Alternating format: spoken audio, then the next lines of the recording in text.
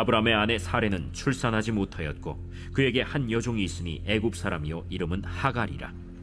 사레가 아브라함에게 이르되 여호와께서 내 출산을 허락하지 아니하셨으니 원하건대 내 여종에게 들어가라. 내가 혹 그로 말미암아 자녀를 얻을까 하노라. 아브라함이 사레의 말을 들으니라. 아브라함의 아내 사레가 그 여종 애굽 사람 하갈을 데려다가 그 남편 아브라함에게 첩으로 준 때는 아브라함이 가나안 땅에 거주한 지 10년 후였더라. 아브라함이 하갈과 동침하였더니 하갈이 임신하매 그가 자기의 임신함을 알고 그의 여주인을 멸시한지라. 사레가 아브라함에게 이르되 내가 받는 모욕은 당신이 받아야 옳도다. 내가 나의 여종을 당신의 품에 두었거늘 그가 자기의 임신함을 알고 나를 멸시하니 당신과 나 사이에 여호와께서 판단하시기를 원하노라. 당신의 여종은 당신의 수중에 있으니 당신의 눈에 좋을 대로 그에게 행하라. 하매 사레가 하갈을 학대하였더니 하갈이 사레 앞에서 도망하였더라. 여호와의 사자가 광야의 샘물 곁 곧 술길 샘 곁에서 그를 만나 이르되 사레의 여종 하갈아, 내가 어디서 왔으며 어디로 가느냐? 나는 내 여주인 사리를 피하여 도망하나이다. 내 여주인에게로 돌아가서 그 수하에 복종하라. 내가 내 씨를 크게 번성하여 그 수가 많아 셀 수 없게 하리라. 내가 임신하였은즉 아들을 낳으리니 그 이름을 이스마엘이라 하라.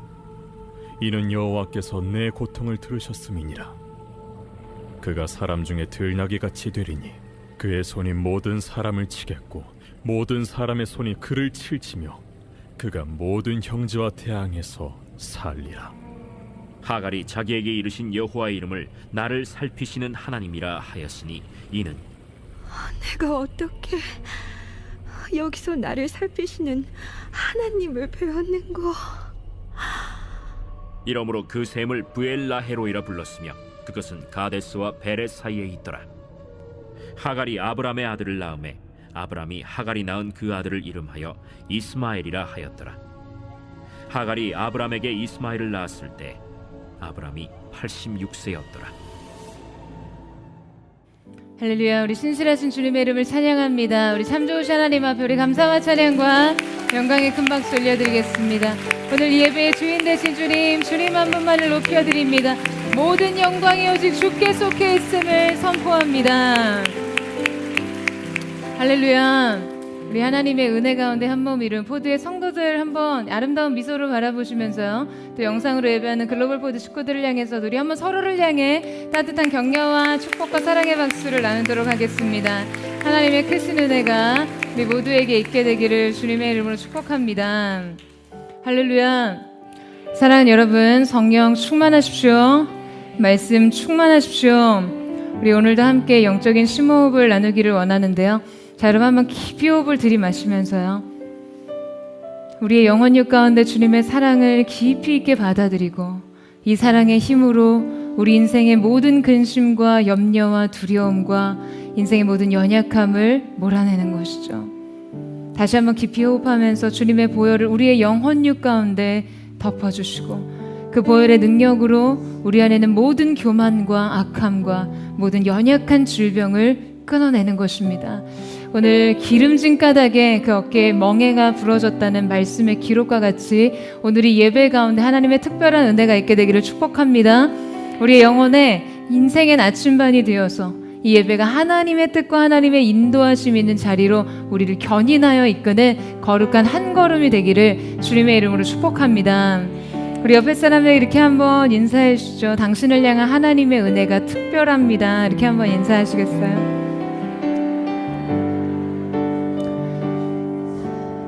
네, 여러분, 우리의 인생에 한 번은 꼭 들려야 할 성당으로 손꼽히는 곳이 있습니다.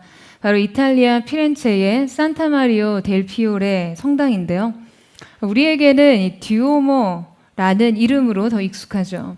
총 463개의 계단을 한 발 한 발 걸어서 올라가면 눈앞엔 아름다운 중세 도시 피렌체 전경이 펼쳐지게 되는데요. 무엇보다 이 성당의 상징이자 이 아름다움의 절정이라고 할 수 있는 것은 두오모의 둥근 지금 이 큐폴라입니다. 유럽의 대부분의 성당이 그렇지만 이 두오모 성당도요, 오랜 시간 시민들의 땀으로 지어졌는데요. 13세기에 설계하고 또 착공했고 14세기에 이르러서야 이 건축물 대부분이 완성되었는데요. 당시엔 이 성당을 덮을 이 거대한 돔을 지을 기술이 부족했다라고 합니다. 저도 몇 해 전에 이 두오모 성당을 실제 봤는데요. 사실 이 중력과 이 하중의 물리적 요소를 다 고려했을 때 대체 어떤 건축 공학적인 계산하에서 지금 이 구조물이 가능한지 굉장히 신기해요. 왜냐하면 너무나 완벽한 돔 형태니까요. 여러분, 이 성당 건축의 대부분이 완성되었을 당시 이 지붕의 역할을 할 돔을 올릴 기술이 부족하다고 깨달았을 때요, 그들은 어떻게 했을까요? 피렌체 사람들은 기다렸습니다. 그들은 믿었어요. 언젠가 기술은 반드시 진보할 것이고 끝내 돔과 함께 성당은 완성되리라는 믿음이 있었던 것이죠. 그래서 그들이 기다린 세월은 무려 100년. 그 기다림의 시간 끝에 아름다운 돔이 완성되었습니다. 여러분, 누군가 이것을 가리켜 피렌체 사람들의 기다림의 미학이라고 표현하더라고요. 현재 그들이 갖춘 부족한 기술로 당장에 무엇인가를 해결해 보려는 미련한 시도를 하지 않고 어쩌면 더욱 미련해 보이는 기다림을 선택할 수 있는 용기가 참 멋지지 않으세요? 그렇지 않습니까? 여러분, 사실 이 기다림은요, 그 누구에게도 매력적인 주제는 아닐 것입니다. 기다림을 좋아하는 사람은 아무도 없을 거예요. 이 미완의 상태는 때로 우리를 너무나 괴롭게 하거나 조급하게 합니다. 그리고 그 조급함은 결정적인 때 언제나 이를 그르쳐요. 더 나은 것, 더 온전한 것에 대한 확고한 믿음이 없기 때문에 그렇습니다. 그러니까 우리가 무언가를 기다린다라고 하면 그것은 그 뒤에 더 나은 것이 있다는 기대와 소망 때문일 거예요. 그러나 하지만 이러한 기대가 있다고 해도 여전히 기다림은 쉽지 않습니다. 왜냐하면 그 기다림의 시간 동안 때때로 우리는 우리 자신의 부족과 한계를 계속해서 직면해야 하기 때문이에요. 여러분, 이 시대를 살아가는 우리들의 믿음의 온전함을 방해하는 가장 큰 적은요, 빨리 무언가를 이루고 빠르게 문제를 해결해야 한다는 조급함입니다. 여러분, 우리는 그저 오늘 우리가 할 수 있는 일까지 최선을 다하고 그 다음에는 또 기다리는 것입니다. 하나님께서 그 다음 하게 하시는 것들을 위해서 말이죠. 언젠가는 이 돔이 완성될 날이 올 것이라는 믿음 때문에 한 세기의 시간을 기다릴 수 있었던 피렌체 사람들처럼 하나님께서 우리 안에 시작하신 그 일을 이루실 것을 믿고 이 기다림과 인내의 시간을 기대감으로 보낼 수 있어야 하는 것이죠. 오늘 우리가 함께 읽은 본문 속에 아브라함과 사라도요, 기다림으로 자기 믿음을 완성하고 하나님의 약속의 성취를 보아야만 했습니다. 그러나 그들에게는 영적 분별력이 없었어요. 그들은 조급함으로 인해 기다림에 실패했고 가장 온전한 것을 얻지 못했습니다.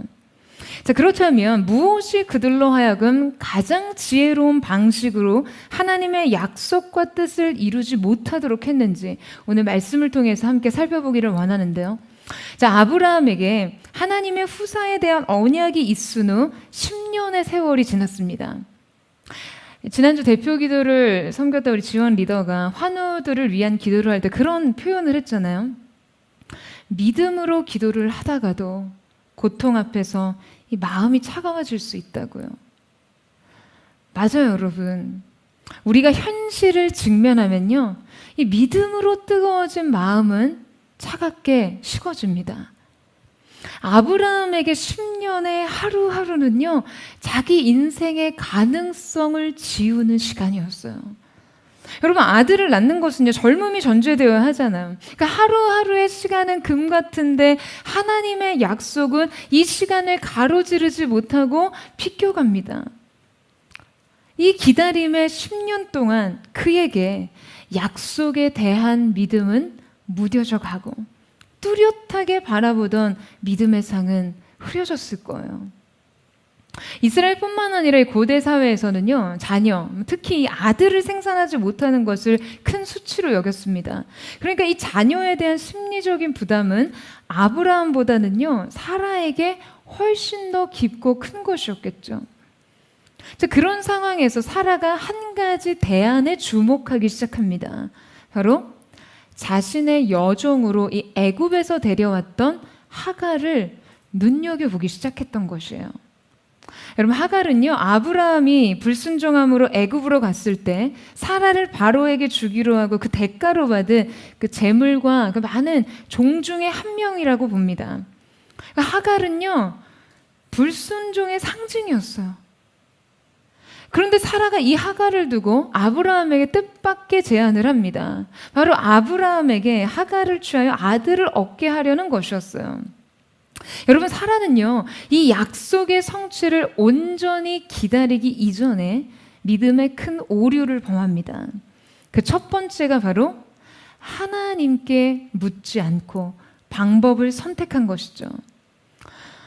여러분, 사실상 이 사라가요, 이 대안을 생각해낸 것이 뭐 어떤 섬뜩한 범죄 구상을 하거나 뭐 그런 게 아니었어요.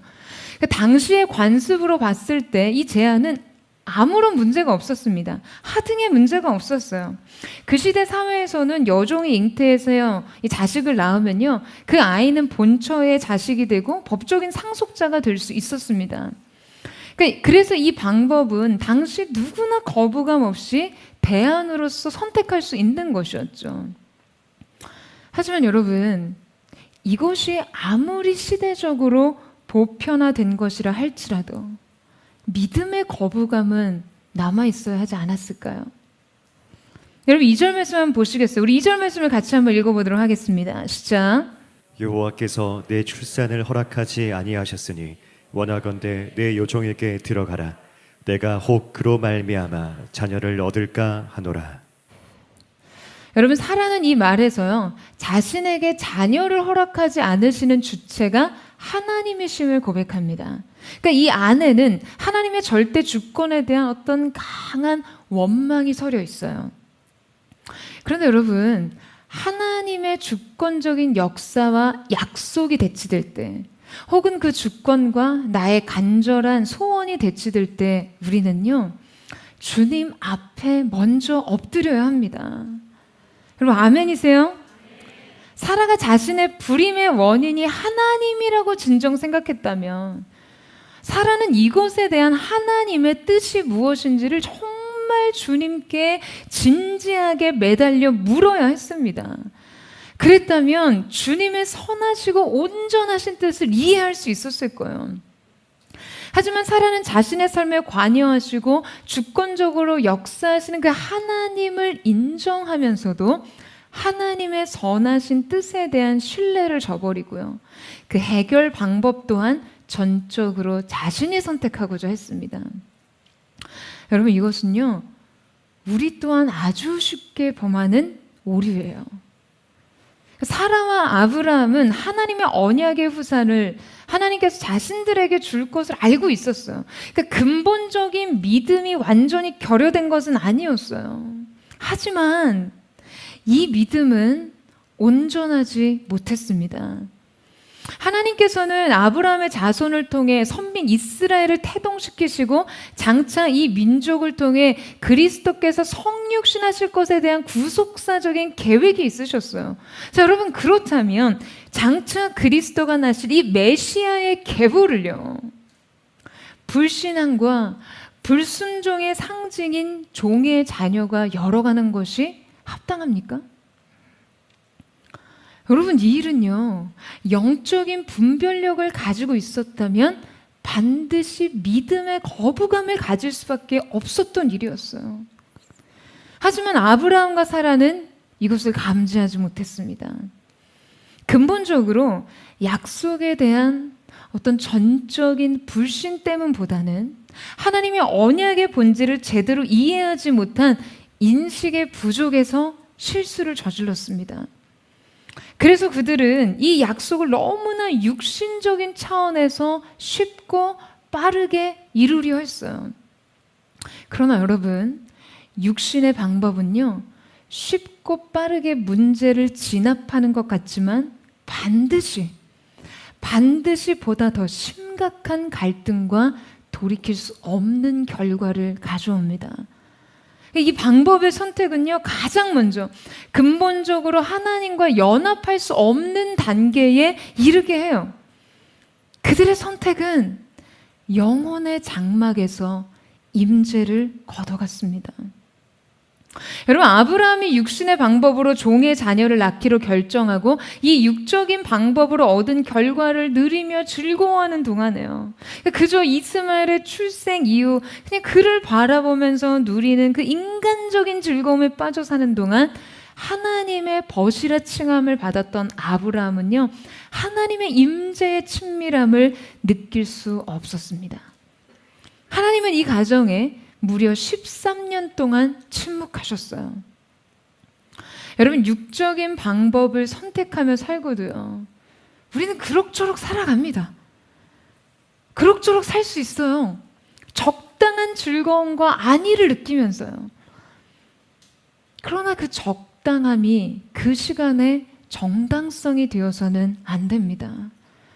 적당히 일이 잘 풀리고 적당히 즐거웠고 적당히 편안했다고 해서 여러분, 그 시간이 하나님 손안에 있을 수 있는 것은 아니었어요. 저희 어머니께서요, 꽃꽂이를 참 잘하시거든요. 아버지가 나무를 너무 좋아하셔서 이 시골 마당에 나무와 꽃들을 가꾸시는데요, 이제 그곳에 가시면 어머니는 이 마당에서 항상 꽃나무 가지를 꺾어다가 화병에 꽂으세요. 그리고 그 새로운 꽃꽂이가 이제 완성이 되면 가족창에 사진을 찍어 올려주시는 게 어머니의 취미예요. 여러분, 그렇게 꺾인 꽃가지, 꽃나무 가지들이요, 이 화병에 꽂혀 있으면 뭐 집안에서도 꽃가지를 감상할 수 있으니까 너무 좋잖아요. 근데 여러분, 지금 그렇게 나무에서 잘려져 화병에 꽂힌 꽃가지들은 살아있는 건가요? 아니면 죽은 건가요? 이것은 지금 생명이 있는 것입니까? 아니면 없는 것입니까? 정확히는 죽음이 얼마간 유예된 것이죠. 곧 죽을 것입니다. 여러분, 우리가요, 우리의 생명의 근원 되신 주님께 분리된 채로 그 영적인 생명의 공급과 임재를 잃어버린 채로 얼마간 살아도요, 사라집니다. 꽤 문제없이 사라져요. 뭐 어떨 때는 오히려 그냥 인생 잘 풀리는 것 같이 보일 때도 있어요. 여러분, 하지만 이 시간은 정확히는 살아도 사는 게 아닌 거예요. 언젠가 우리가 직시할 수밖에 없어요. 그 영적인 단절과 죽음을요. 돌이키기에는 힘들어 보일 만큼 그 멀리 떨어진 하나님과 자신의 거리를 발견합니다. 여러분, 저는 저에게 여러 선택의 갈림길에서 뭐 상담을 요청한다거나 어떤 섬김과 헌신의 자리를 내려놓는 이 성도들을 만나서 대화를 하다 보면요, 한 가지 안타까운 관점에 직면할 때가 있어요. 여러분, 일이 잘 풀리는 것이 왜 우리 삶의 표징이 되어야 합니까? 하나님과 친밀한 관계에서 멀어졌고 임재에서 멀어졌고 주님을 섬기는 자리에서 멀어졌는데, 여러분, 이것만이 우리 삶의 아주 명확한, 가장 분명한 성공과 실패의 기준이 될 수 있는 것인데요, 때로 성도들이 비록 친밀한 관계에서 멀어졌고 뜨거운 임재의 현장에서 멀어졌고 치열한 섬김의 자리에서는 멀어졌지만 일은 잘 풀렸고 승진도 했고 세상적인 성공도 이뤘다고 말합니다. 그러면서 말해요, 그러면 된 거 아닙니까, 목사님? 이 정도면은 괜찮은 삶 아닙니까? 목사님이 말하는 그런 치열한 예배 없이 적당히 균형 잡힌 신앙생활을 유지하면서도 뭐 이 정도 잘 살 수 있어요.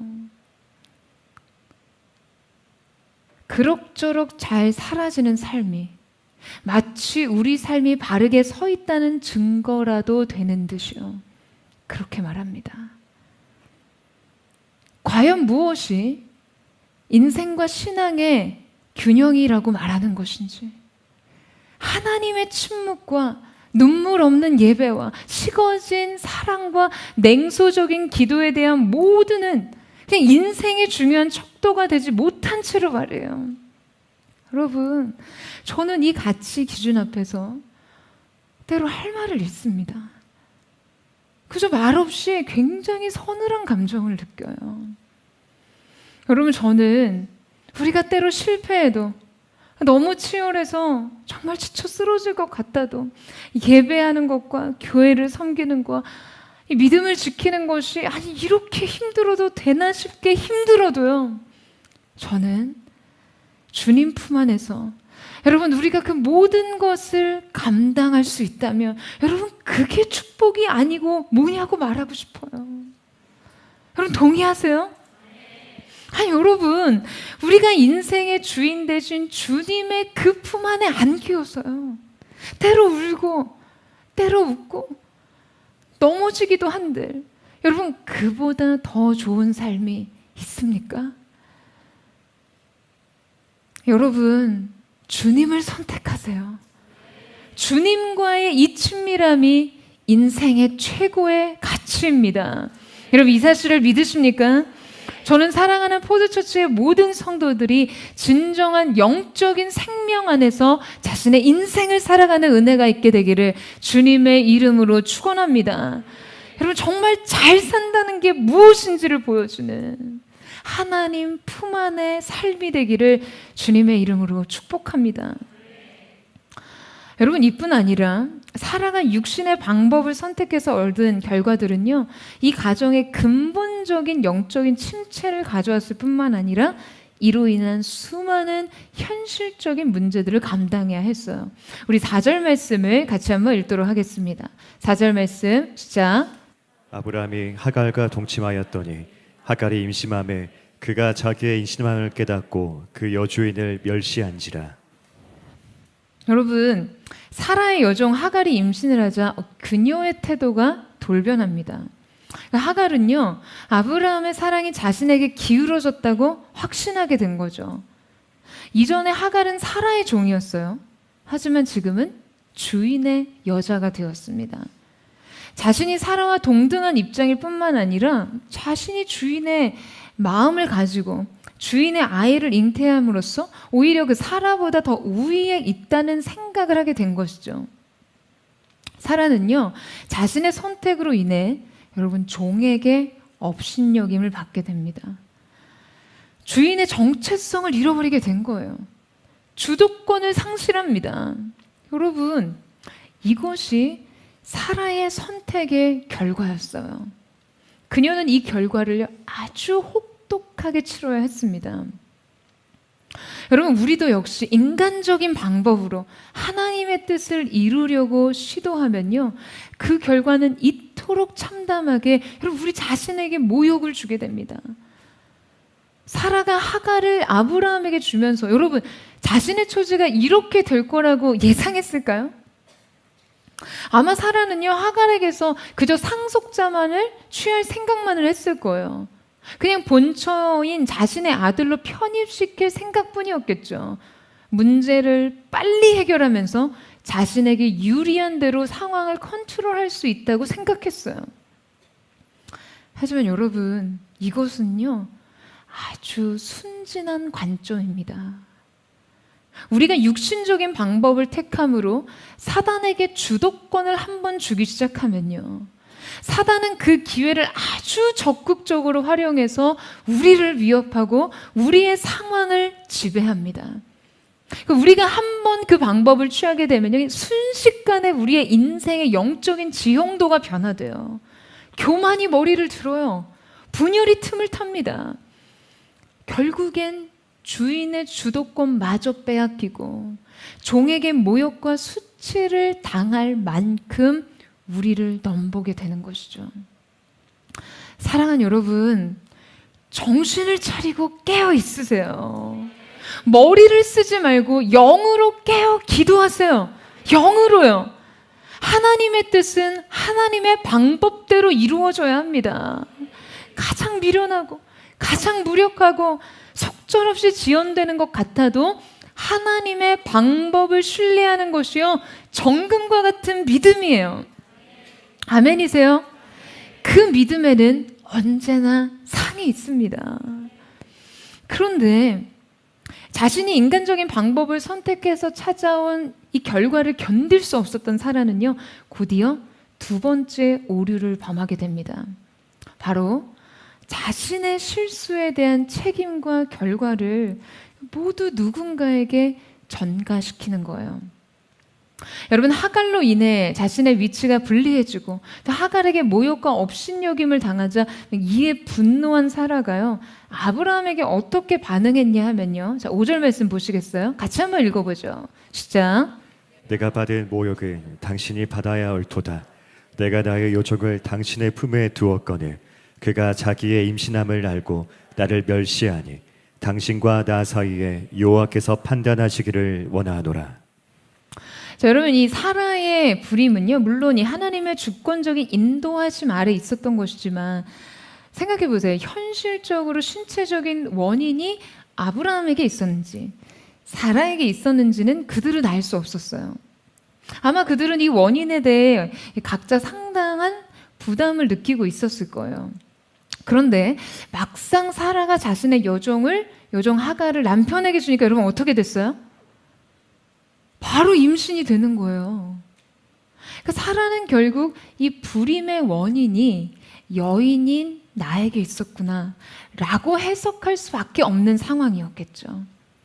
그러니까 이 언약의 성취를 육신적인 방법을 통해 이루고자 했던 사라는요, 아마 이 상황에 대해서 굉장히 자괴감을 느꼈을 거예요. 그런데 그럼에도 불구하고 사라는 지금 모든 것을 남편에게 돌리고 있습니다. 모든 탓을요. 이 모욕의 원인은 전적으로 지금 사라가 종의 자녀를 낳으려 했던 자신의 선택에 달려 있었지만 그녀는 남편을 원망해요. 그리고 책임을 지웁니다. 여호와의 성호를 운운하면서까지 아브라함을 정죄하는 것이죠. 심지어 그녀는요, 이렇게 원인을 아브라함에게 책임지은 후 아브라함의 모든 결정권을 다시 그 아내에게 떠넘기자 그녀는 기다렸다는 듯이 하갈을 학대합니다. 여러분, 사라가 얼마나 혹독하게 하갈을 괴롭혔는지요, 이 학대하였더니에 쓰여진 단어가 이스라엘이 애굽에서 고난을 받게 될 일을 묘사할 때도 사용됐어요. 그러니까 아마 매질을 하거나 하는 등의 학대까지를 포함하고 있다고 추측합니다. 여러분, 우리는 영적인 존재여서요, 영적인 선택의 영향력 아래서 살아갑니다. 우리의 영적인 선택들은요, 현실을 이끌고 와요. 지금 사라의 선택은 자신에 대한 모욕과 수치를 이끌고 왔어요. 하지만 사라는 자기 허물의 모든 결과를 불화의 요소로 다시 가져갔어요. 여러분, 이것은요, 영적인 탈선의 행태예요. 우리는 수많은 갈등과 부침 속에 살아갑니다. 그런데 우리의 영혼이 임재 안에 살아있을 때는 모든 것을 회개의 기회로 삼습니다. 그리고 모든 것을 사랑의 계기로 삼아요. 여러분, 이것이 진정한 영적인 분별력이에요. 근데 이 분별은요, 계속해서 영적인 선순환을 만들어냅니다. 계속해서 영적인 상승세를 이어가게 해요. 더 겸손해지고, 더 거룩해지고, 더 주님께 가까이 가게 해요. 계속해서 자신을 돌아보고 내려놓고 더 낮아지는 거예요. 근데 여러분, 영적으로 탈선을 하게 되면요, 자신 안에 있는 이 평안 없음, 영적 불만족, 허기, 외로움, 외적, 내적 갈등, 고립감 등을 여러분 해결하기 위해서 올바른 영적 행동을 하지 못하기 때문에 모든 부정적인 것들을 이입시킬 대상을 찾는 것이죠. 자신 안에 있는 이 모든 감정의 찌꺼기를 어디론가 배설해야 하기 때문에요.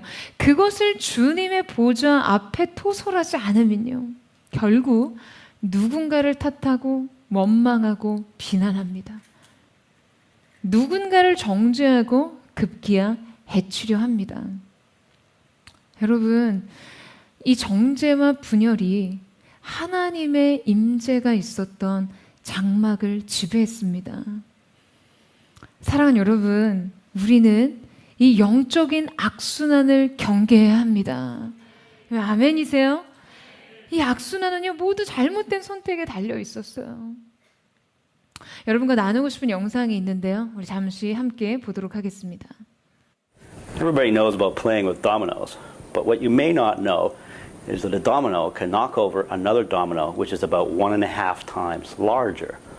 So what I have here is a chain of dominoes. Each one is 1.5 times larger than the previous one.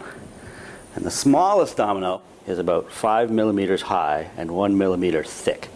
And I will carefully place it.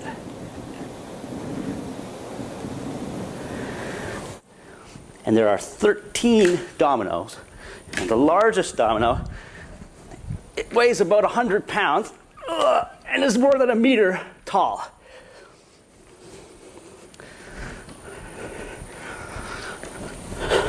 Ready?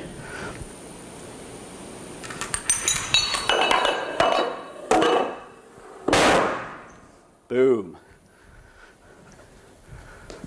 That was 13 dominoes. If I had 29 dominoes, the last domino would be as tall as the Empire State Building.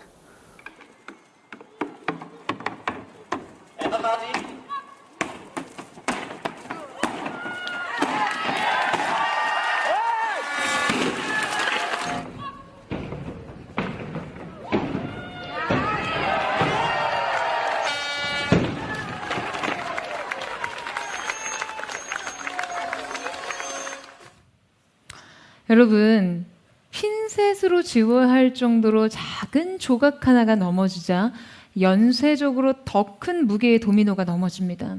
13번째 무게가 무려 100파운드이고요. 이 연쇄 반응이 계속된다면 29번째는 엠파이어 빌딩의 높이라고 설명하죠. 여러분, 우리의 인생에도 이와 같이 아주 작은 조각 같아 보이는 타협과 불신앙적 선택들이요, 영적인 연쇄 반응을 일으키게 됩니다. 이 과정을 통해 하나님께서 이루실 언약적 성취가 너무나 컸기 때문에 더욱이 엇나간 선택의 조각들은요, 엄청난 일을 초래합니다. 이 일은 후대에도 이스마엘의 후손인 아랍 족속과 장차 태어날 아브라함의 유일한 적자인 이삭의 후손, 여러분, 이스라엘의 영원한 반목과 투쟁의 원인이 됩니다. 지금까지도요, 중동의 갈등의 씨앗이 되었어요. 여러분, 한번 생각해 보세요. 그 작은 한 조각의 육신의 일이 시대와 세대를 넘어서 지금까지도 불신앙의 잔재로 우리에게 영향을 끼치고 있다면요, 우리는 두렵고 떨리는 마음으로 하나님의 뜻과 하나님의 방법에 의존해야 합니다. 여러분, 이 시간 우리 인생에 정말 이 영적인 탈선을 차단하기를 원합니다. 은혜의 주도적인 저항으로 이 모든 부정적인 영적 도미노 현상이 끊어지게 되기를 예수님의 이름으로 선포합니다. 모든 가정과 삶의 영역과 사역의 현장 속에 일어나는 부정적인 영향력의 연쇄 반응들은 끊어질지어다.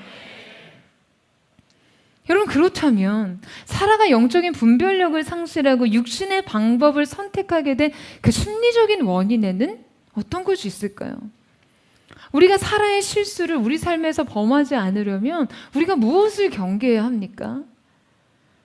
사라가 이 방법을 선택할 수밖에 없었던 이유를 짚어보면 이것을 우리의 반면교사 삼기를 원하는데요. 자, 먼저 첫 번째 이유는 이 방법이 쉽고 편하기 때문이에요. 여러분, 육신적인 방법은요, 되게 쉽고 편하기 때문에 유혹적이에요. 이 방법은 보통 현실에서 즉각적인 효력을 가지고 옵니다. 그러니까 아브라함이 10년을 기다려도 얻지 못했던 후사를요, 육신의 방법을 동원하니까 여러분 1년 만에 얻게 됐어요. 여러분, 언제나 하나님의 방법보다 인간의 방법이 쉽습니다. 인간의 방법이 하나님의 방법보다 문제를 훨씬 더 빠르게 해결해요. 그래서 우리가 쉽게 유혹에 빠지는 것이죠. 그러나 여러분, 결과적으로 이 선택은 무엇을 가져왔죠? 이 선택의 결과로 그들은 첫째, 하나님의 임재로부터 멀어졌고, 둘째, 살아는 자신의 종으로부터 모욕과 업신여김을 당했을 뿐 아니라요, 셋째, 언약의 성취를 위해 육신의 방법을 선택했을 때 그들은 고통을 낳았습니다. 여러분, 이 아브라함과 사라의 선택은요, 자신들을 괴롭혔을 뿐만 아니라 자신의 적자 이삭을 괴롭게 했어요. 육신의 자녀가 약속의 자녀를 괴롭혔어요. 이 일은 이 가정의 지속적인 불안은 물론이고요, 앞서 말했듯이 지금 이 시대에까지 중동 지역의 반목과 투쟁의 원인이 되고 있어요. 이삭과 이스마엘의 전쟁이에요. 그들은 3,000년이 지난 지금까지 싸우고 있습니다. 여러분, 이것은 숙명이거든요. 빛과 어둠이 함께 할 수 없듯이 약속의 자손과 육신의 자손은요, 양립할 수가 없는 존재예요. 뿐만 아니라 이 선택은 더 근원적이고 치명적으로 여호와의 구속사적인 의미에서 위험한 행동이었습니다. 앞서 말씀드렸듯이 이 계보를 통해서 예수 그리스도의 성육신이 완성돼야 되는데요, 이들의 선택이 하나님의 은혜에 의해서 진행되어야만 했던 구원의 역사를 그냥 애초에 단절할 수 있었던 것이죠. 사랑하는 여러분, 이것이 육신의 방법의 기회비용이에요.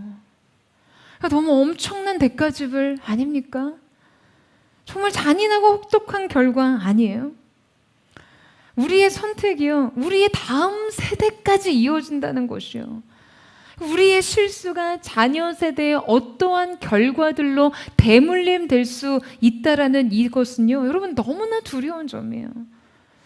여러분, 저는 진심으로 이 값을 여러분의 인생에서 지불하는 일이 없게 되기를 주님의 이름으로 축원합니다. 모든 은혜의 섭리만이 흘러갈 수 있는 그 믿음의 선택이 중요한 것이죠.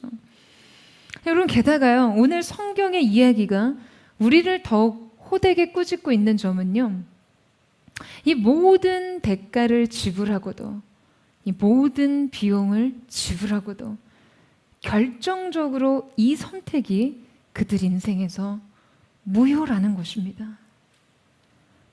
2002년 한일 월드컵 때 독일의 대문호였던 긴터 그라스가 발표한 축시를 제가 잠시 여러분에게 읽어드릴게요. 천천히 축구공이 하늘로 떠올랐습니다.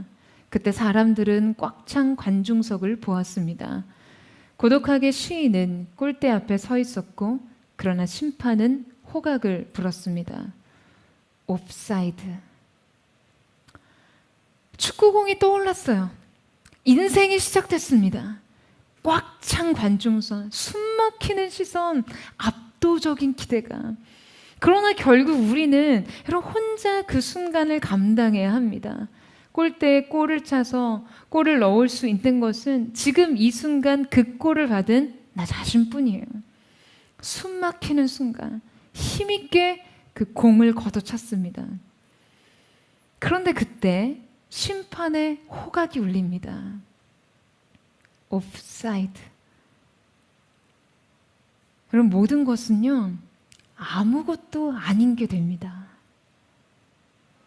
여러분, 우리는 때로 이 골을 넣어야겠다는 강력한 집념과 열망 속에서 이 게임에는 엄격한 룰이 있다는 것과 그 모든 것을 주관하는 심판의 선언이 있다는 것을 망각합니다. 그러다가 심판의 호각 소리에 그냥 우리의 모든 노력은 무효가 되고 때로는 그 인생의 그라운드에서 퇴장할 수도 있는 것이죠. 여러분, 이 가정은요 결코 이스마엘을 약속의 계보로 이어갈 수 없었어요. 그들은 아들을 낳아 길렀지만 결국 이 아들을 광야로 보내야 했어요. 아브라함은 자신의 생육이었던 하갈과 이스마엘을요 버려야 했습니다. 이후에 광야로 보내야 했어요. 여러분, 이때 아브라함이 슬프지 않았을까요? 그가 아프지 않았을까요? 아무리 이 출신이 자신의 실패의 상징이고 이것이 잘못된 선택이었다 한들 여러분, 그것이 그에게 아프지 않았겠습니까? 여러분, 그는 결국 이 믿음의 가문을 일으키기 위해 자식을 포기해야 했어요. 자기의 생육을 광야 한가운데로 내쫓아야 했어요. 여러분, 저는 이 슬픔이요 인생에 너무나 불필요한 슬픔이라고 생각해요. 이 눈물은요 그냥 애초에 흘리지 말아야 했을 눈물이었어요. 이 모든 것은 너무나 불필요한 손실이었습니다. 여러분, 우리의 인생의 어느 시점에 너무나 많은 것들이 헛수고가 되는 일이 없기를 바라요. 여러분, 아멘이세요? 우리가 선택한 방식이 그간의 관계의 모든 신뢰를 파괴하고 그간의 모든 수고에 오점을 남기고 그 모든 시간에 오명을 씌우는 일이 없기를 바랍니다. 여러분, 그러기 위해서는요 반칙하면 안 돼요. 2011년 대구 세계 육상 성수권 이 100m 경기에 당연 우승자로 점쳐졌던 우사인 볼트가 실격을 당합니다. 이유는요 이 부정 출발 때문이었어요. 이 대회에서 그는 100m와 200m에서 2연패를 달성할 것이라고 기대했었는데 이 당시 우승을 의심할 수 없이 그의 주 종목이었던 이 100m 경기에서요 그는 출발의 총성보다 0.104초 빨리 몸을 일으키며 부정 출발을 하게 됩니다. 결국에는 이 부정 출발로 그는 실격을 당해요. 반칙을 했으니까요. 이 경기는 그에게 무효화된 거예요. 근데 이 모든 기대를 좌절시킨 이 실격에 스스로 굉장히 큰 실망스러운 마음을 드러내면서 정말 열심히 훈련했기 때문에 너무 흥분했고 빨리 뛰고 싶은 심정으로 돌이킬 수 없는 실수를 했다라고 말했습니다. 여러분, 우리도 우리 인생의 트랙 위에 서서요 그저 빨리 뛰고 싶은 생각에 출발 총성이 울리기도 전에 부정 출발을 하면요 우리도 이 경기에서 실격합니다. 이 경기에서 자신을 증명해야 한다는 그 과도한 욕심에 사로잡혀서 반칙까지 일으키면 여러분 이것은 무효예요. 이 경기를 위한 수많은 날들도 무효해요. 수많은 훈련도 무효합니다. 수많은 노력도 무효합니다. 그간의 뜨겁던 눈물도 뜨겁던 열망도 무효합니다. 너무나 뼈아픈 실수인 것이죠. 사랑하는 여러분, 반칙하지 마세요. 하나님께서 정하신 룰을 따라 인생의 길을 달려가세요. 저는 저와 여러분 가운데 하나님이 우리의 인생에 이때라 하시는 총성의 소리를 듣고 믿음의 걸음을 뗄 수 있는 거룩한 은혜, 그 믿음과 하나님의 때를 분별하는 지혜가 있게 되기를 주님의 이름으로 축원합니다. 우리가 또한 매우 민감하게 분별해야 할 것이 하나 더 있는데요. 자, 지금 사라가 영적인 분별을 상실하고 육신의 방법을 선택하게 된 이 심리적인 원인에는요 아주 미묘한 심리적 가장이 있었습니다. 그것은 바로 이 방법을 선택한 자신의 의도가 선한 것이라고 착각하게 된다는 것이에요. 여러분, 사라가 아브라함에게 자신의 종 하갈을 취하라고 합니다. 그러니까 마치 자신은 이 모든 문제 해결을 위해서 한 발 물러서겠다고 생각해요. 자신에게는 어떠한 악의가 없었다고 생각합니다. 여러분, 우리가 어떠한 문제를 해결할 때 우리가 선택한 방법이요, 비록 하나님의 뜻과 계획에 정확하게 부합하지 않아도 이것을 취하는 정당성을 우리의 의도에 둘 때가 많아요. 나는 문제를 해결하려고 했다는 거예요. 나는 누구보다도 노력을 했다는 거예요. 나의 의도가 나쁘지 않았다는 거예요. 여러분, 의도가 나쁘지 않았다고 해서 착각하지 말아야 할 것은요, 이 방법은 결코 선한 것이 아니라 자신에게 유리한 것일 뿐입니다. 선한 것과 유리한 것은 차이가 있어요. 여러분, 선한 것은요, 지극히 이타적입니다. 오로지 이타적이에요. 유리한 것은 자신을 위한 것이죠. 자신이 상황을 컨트롤하고 자신의 영향력과 주장에 힘을 실어줄 수 있도록 상황을 만들어가는 것입니다. 여러분, 우리는 이 가장에 스스로 속아서는 안 됩니다. 여러분, 동의하세요? 깨어있기를 축복합니다. 우리가 항상 기억해야 하는 것은요, 여러분, 악이 우리에게 결코 그 정체를 드러내고 오지 않는다는 거예요. 아니, 그랬다면 여러분, 분별이 왜 필요하겠어요? 그냥 본능과 감각만으로도 바로 거부할 수 있을 텐데요. 여러분, 우리 인생에서 정말 두려운 것들은요, 우리에게 광명한 천사와 같이 다가온다는 것을 아셔야만 합니다. 성공 뒤에 가려져서, 부흥 뒤에 가려져서, 칭찬 뒤에 가려져서, 온갖 아름답고 화려하고 박수 받는 것들 사이에서 우리에게 다가온다는 것이죠. 그래서 분별이 필요한 것입니다. 그러나 그 분별이 차갑고 냉엄한 잣대로가 아니라요, 주님의 지혜와 겸손과 사랑 위에서 행해질 때 우리는 언제나 안전한 선택과 이 완전한 인격을 가질 수 있는 것이죠. 저는 오늘 사랑하는 포드의 성도들의 삶 속에 이 분별이 있게 되기를 주님의 이름으로 축복합니다. 하나님의 영적 지혜와 분별력이 여러분 가운데 부어지게 되기를 주님의 이름으로 축원합니다. 여러분, 우리가 오늘 말씀을 대하면서 이 잘못된 선택으로 인생의 반면 교사를 삼을 수 있기도 하지만요, 이미 벌어진 자신이 돌이킬 수 없는 과오를 돌아보며 마음 아프신 분들도 있을 거예요. 그렇다면 오늘의 설교에 뼈 아프게 공감하는 분들에게 이 설교의 결론은 여러분, 그저 후회입니까? 목사님, 알겠습니다. 모두 알겠어요. 제가 잘못된 선택을 한 것도 알고요.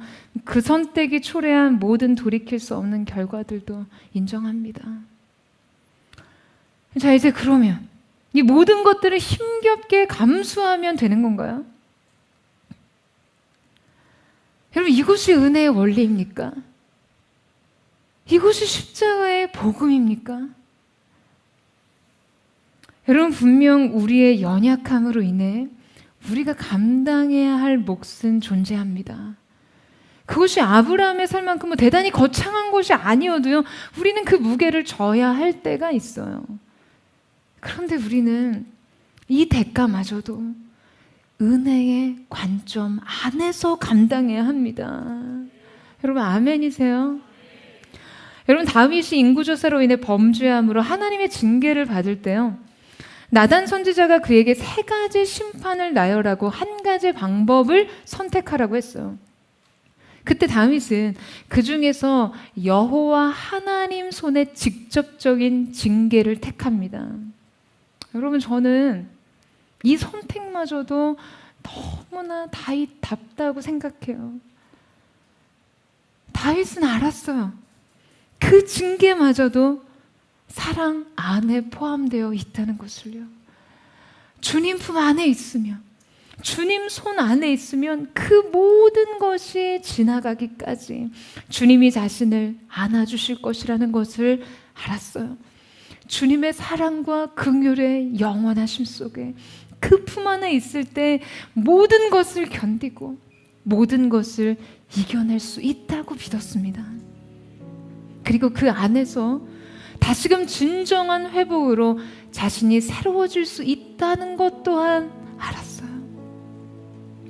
여러분, 오늘 본문 다음 장인 17장 말씀을 보면요, 하나님께서 아브라함의 99세 때에 그에게 나타나시는 장면이 나옵니다. 이때 하나님께서는 그에게 다시금 하나님의 언약과 비전을 말씀하십니다. 그리고 그에게 새 이름을 주세요. 16장까지는 사실 아브라함과 사라는 아브람, 사레라는 이름으로 불려졌어요. 17장에서 그들에게 새로운 이름과 함께 새로운 영적인 정체성이 부여됩니다.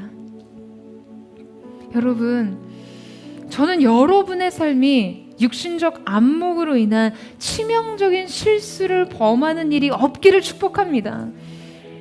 그래서 인생의 불필요한 대가를 지불하는 일이 없기를 진심으로 원해요. 우리가 매 순간 주님의 임재와 그 기름 부으심의 지도하에서 정확한 영적인 분별을 갖고 하나님의 선하시고 기뻐하시고 온전하신 뜻을 따라 살기를 바랍니다. 그러나 우리가 때로 연약해서 넘어져도요, 우리의 지혜가 부족해서 실수했어도 여러분의 인생이 주님 품에 있기를 원합니다. 주님의 선하심과 인자하심이 여러분의 삶을 지키시기를 주님의 이름으로 축원합니다. 사랑하는 여러분, 그 품 안에서 안식하세요. 그 품 안에 있을 때 우리는 안전합니다. 주님 손 안에 있을 때 우리의 인생은 시행착오를 겪지 않아요. 우리가 그 손 아래서 다시금 영적인 생명력을 얻고 우리가 그 긍휼과 자비 안에서 다시금 새 언약과 새 이름을 취하는 인생으로 서는 놀라운 은혜가 있게 되기를 주님의 이름으로 축복합니다. 이것이 바로 은혜의 법칙이에요. 이것이 바로 진정한 십자가의 사랑입니다. 오늘 저와 여러분 가운데 그 하나님의 놀라우신 은혜, 그 선하심과 인자하심 앞에서 우리 자신의 연약함과 우리 자신의 실패와 믿음의 오류들을 내려놓고 다시금 우리의 삶을 회복시키시는 주님과 함께 새 인생의 문을 열게 되는 귀한 은혜의 하루가 되기를 주님의 이름으로 축원합니다. 우리 함께 찬양하며 기도하며 나아갔으면 좋겠습니다. 사랑하는 주님, 오늘 이 시간 우리가 주님 앞에 이 도움의 장소에 서서 주님의 선하심과 인자하심의 영원하심을 바라보며 나아갑니다. 연약했고 부족했고 두려워서 인생에 주어진 문제를 빠르게 해결하고자 하는 삶의 유혹 속에서 실수하고 넘어졌으나 오늘 우리의 인생의 장막에 다시 찾아오시는 주님의 은혜로 말미암아 우리의 삶 속에 부여하시는 주님의 새로운 정체성과 비전의 은혜로 말미암아 새로운 삶의 문을 여는 거룩한 은혜가 있게 하여 주시옵소서. 우리 그만 고백하며 우리 주님 보좌 앞에 함께 나아가기를 원합니다.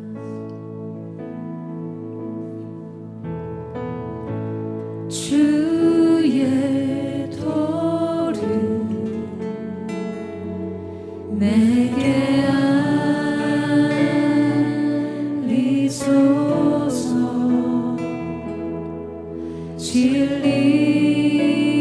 진리의 길로 행하리. 주님의 이름을 경외하리라. 주님의 이름을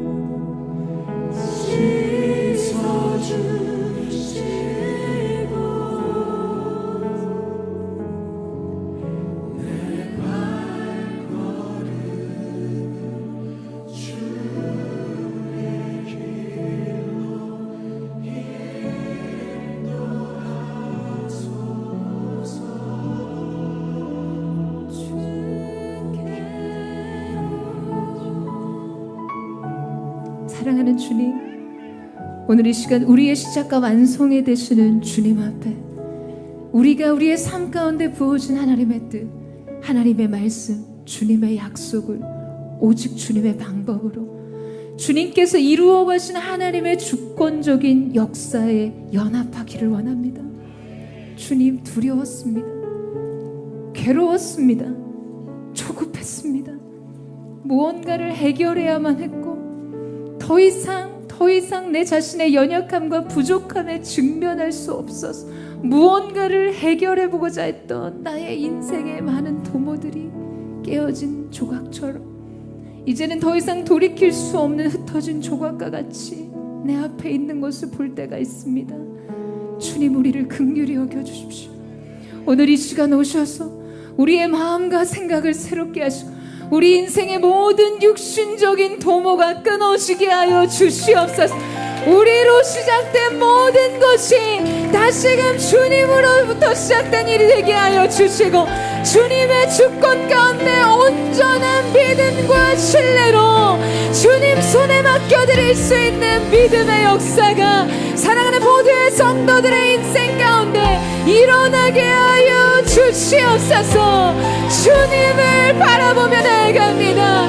주님을 소망하며 나아가오니 잃어버린 우리의 장막에 다시금 주님의 입자를 부어 주시옵소서. 침묵의 인생 속에 말씀하시는 은혜가 시작되게 하여 주시옵소서. 우리 전심으로 주님 바라보며 주여 머무르실 것 없이만 동성으로 기도하겠습니다. 주여,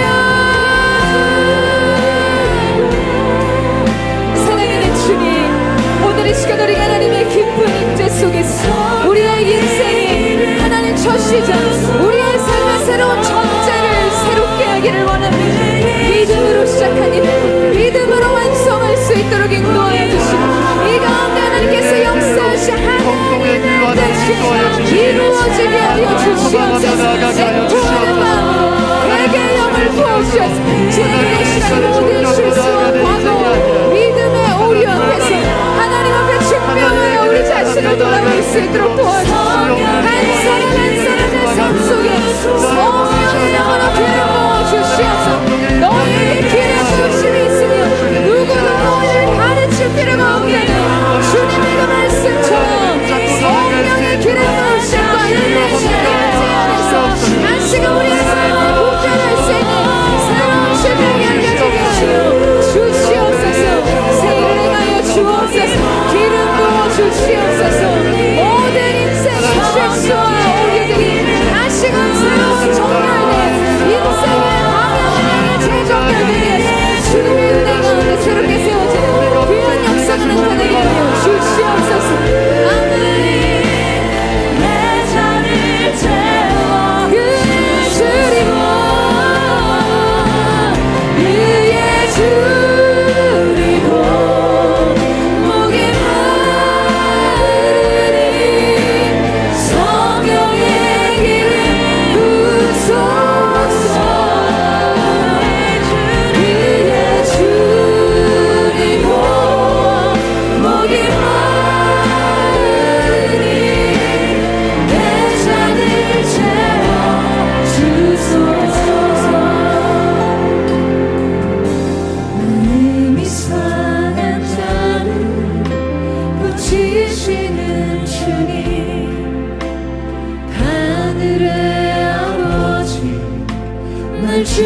주관하소서. 주의 길로 인도하사 자유케 하소서. 새 일을 행하사 분케 하소서. 의의 주리고 목이 마르니 성령의 기름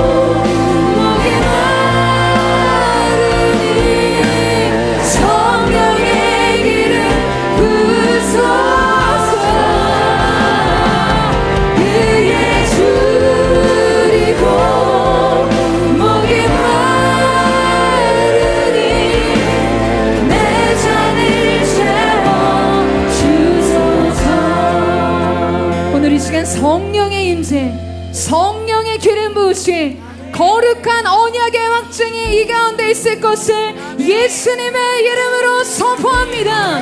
하나님의 임재의 부재가 있었던 우리 인생의 장막에 주님 오셔서 다시금 주님의 친밀함으로 말씀하여 주시고, 주님 오늘 우리 가운데 끊어진 영적 단절과 생명의 능력이 다시 일어나게 하여 주시옵소서. 사랑하는 여러분, 믿는 우리에게 있어서 진정 잘 산다는 것은 무엇이겠습니까? 화병에 꽂혀진 꽃처럼 유한한 영적인 생명을 가지고 그저 현실의 삶 속에서 내 앞에 주어졌던 문제를 빠르게 해결하고 인생의 앞에서 하나님의 언약의 능력이 하나님의 방법대로 이루어지기보다 나의 삶과 나의 안위와 나의 기쁨과 나의 즐거움을 위해서 잠깐의 여러분이 유한한 유해된 생명을 누리는 것을 기쁨으로 여기고 있지는 않으세요? 사랑하는 여러분, 오늘 이 시간 우리가 주님 앞에 우리 자신을 보게 되기를 원합니다. 주님, 이 도움의 장소에 서서 주님을 바라봅니다. 이전 나의 실수가 무엇이든, 내 인생의 시행착오가 무엇이든, 내가 실패한 내 인생의 걸음이 무엇이든 연연하지 않고 믿음의 눈을 드는 즉시 쏟아지는 하나님의 은혜와 사랑, 그 완전한 사랑의 은혜로 말미암아 우리 인생의 사달이 시작되기를 원합니다.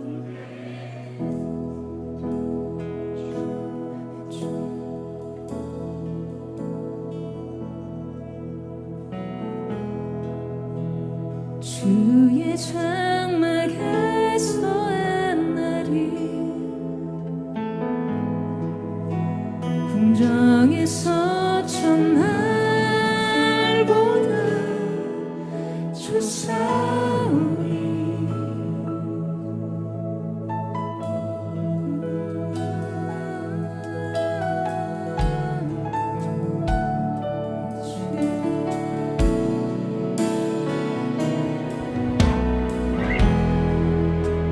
주의 성산에서 한 날이 궁궐에서 첫날보다 좋사오니 나의 영혼 주님을 기뻐해. 주의 사랑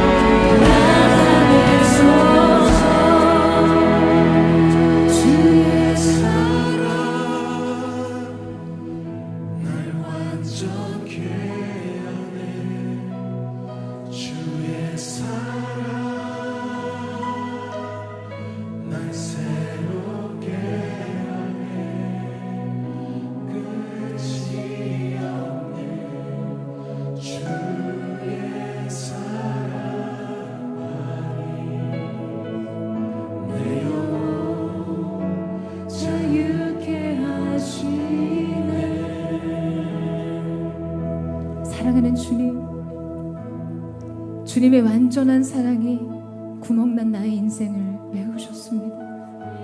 인생의 끊어진 길 위에서 나의 실패와 나의 연약함으로 인해 다시는 돌이킬 수 없을 것만 같은 이 끊어진 인생의 길을 은혜로 접붙임하신 주님, 예수 그리스도의 십자가, 오직 예수 그리스도로 이어진 우리의 삶의 이야기가 하나님 편에 확증된 그리스도의 십자가로 인해 우리 가운데 새롭게 시작됐음을 믿습니다.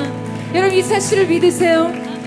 사랑하는 여러분, 창세기 16장과 17장 사이에 다시금 하나님께서 아브라함과 사라의 장막에 찾아오셔서 그들 인생에 주님의 임재를 부어주시고요, 다시금 새 이름을 주시고 새로운 정체성, 새로운 존재, 새로운 비전으로 그들에게 말씀하신 이유는요, 무엇도 아브라함과 사라 자신으로부터 시작하지 않았습니다. 전적인 하나님의 사랑, 전적인 하나님의 은혜로 말미암은 거였습니다. 그리고 하나님의 때를 드디어 말씀하십니다. 내년 이맘때 내게 정녕 아들이 있으리라.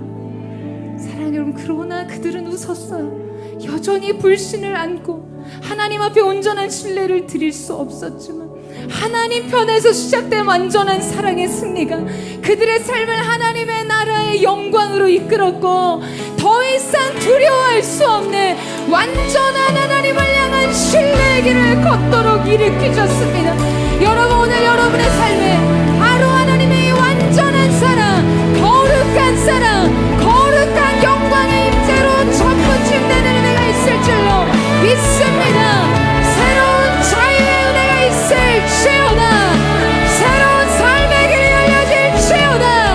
새로운 정체성, 새로운 비전이 있을지어다. 전심으로 우리 한번 더 주의 한번 듣고 기도하겠습니다. 주여, 사랑하는 주님, 이렇습니다. 주님이 하셨습니다. 하나님으로 시작하여 하나님을 위해서 하나님이 이루신 일을 우리가 바라보며 나아갑니다. 그 무엇도 끊어진 우리의 인생의 길을 연결할 수 있는 힘과 가치와 능력이 없습니다. 오늘도 우리 가운데 말씀하시니 주님 앞으로 나아가 겸손히 나아갑니다. 주님을 바라보며 나의 인생을 거룩한 그로 두려움 없는 믿음으로 살아가는 놀라운 역사가 일어나게 하여 주시옵소서. 주님의 나라와 뜻이 나의 자손에 그 도움의 장막에서 그 인재의 장소에 서서 눈을 들어 주님을 바라보게 하여 주시옵소서.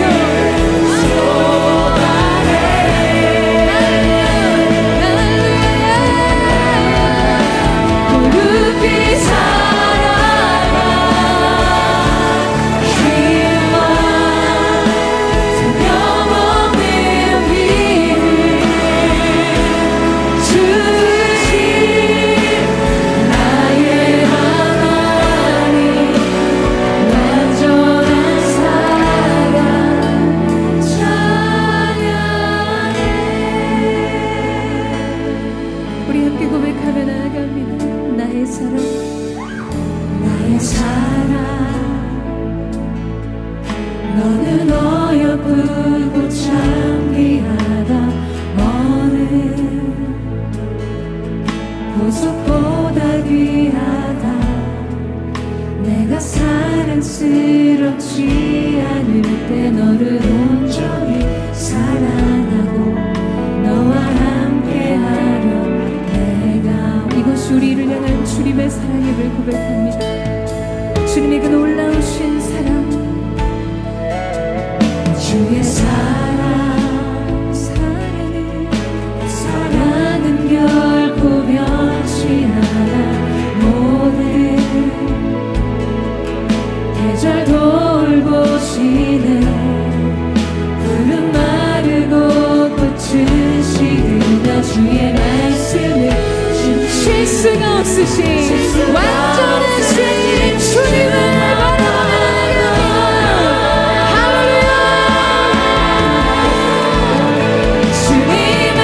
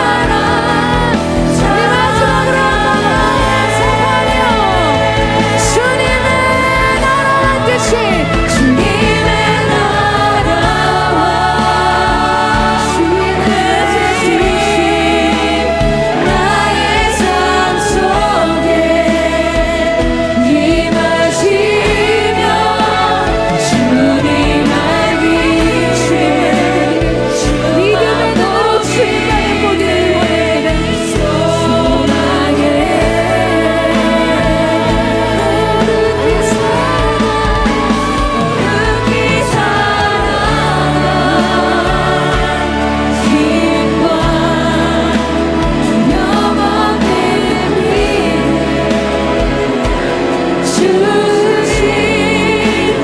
나의 하나님 완전한 사랑 찬양해.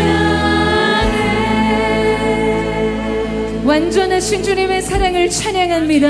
오늘도 그 사랑 위에 소리가 새로운 시작을 선포하며 나아갑니다. 새로운 영적 분별, 새로운 믿음, 새로운 소망, 새로운 정체성, 새로운 비전의 문이 열렸음을 예수님의 이름